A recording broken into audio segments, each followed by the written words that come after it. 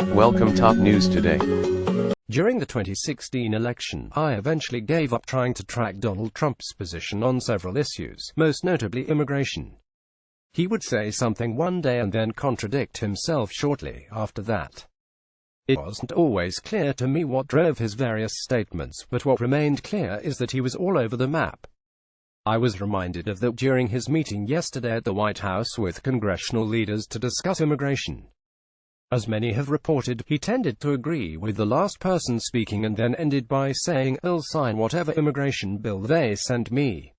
So who is in charge of leading the current negotiations on immigration, including whether or not protection for Dreamers will be included in the upcoming spending bill? Apparently Lindsey Graham doesn't know. At Lindsey Graham's says he is not sure who is currently leading negotiations on DACA. Joseph Joep Williams 31 January 10, 2018 Anita Kumar may have the answer. Here's one thing: even Republicans negotiating an immigration deal agree on Trump aide Stephen Miller is hurting the chances of getting anything done. They blame him for insisting the administration gets approval for an unrealistic number of immigration policies in exchange for protections for young people brought into the country illegally as children. They loathe his intensity when delivering his hardline views, and they accuse him of coordinating with outside advocacy groups that oppose their efforts. "It's no secret that he's an obstacle to getting anything done on immigration," said a Republican House member involved in the immigration talks. Okay, so that's more about who is impeding the negotiations rather than who is leading them. But perhaps it explains things like this. The one takeaway from Tuesday's meeting that several Republicans and Democrats confirmed to TPM is that Trump appears to have dropped his demand for a multi-billion-dollar wall on the US-Mexico border, instead expressing openness to some form of limited fencing combined with surveillance technology or other security measures. A couple of hours later, perhaps after consulting with Miller, Trump tweeted this: "As I made very clear today, our country needs the security of the wall on the southern border, which must be part of any DACA approval." Donald J. Trump at Real Donald Trump January 10, 2018 Miller is said to be the person responsible for writing the White House memo last October outlining a list of demands that would have to be met in exchange for a deal to protect young undocumented immigrants. The number one item on the list is the border wall. It goes on from there.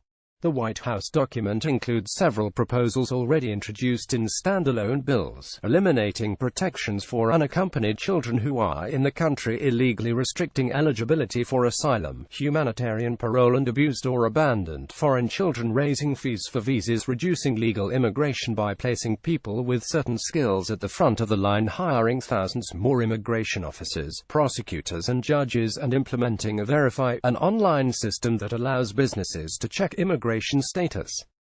According to Kumar's reporting, those items are now being used as poison pills to derail any agreement.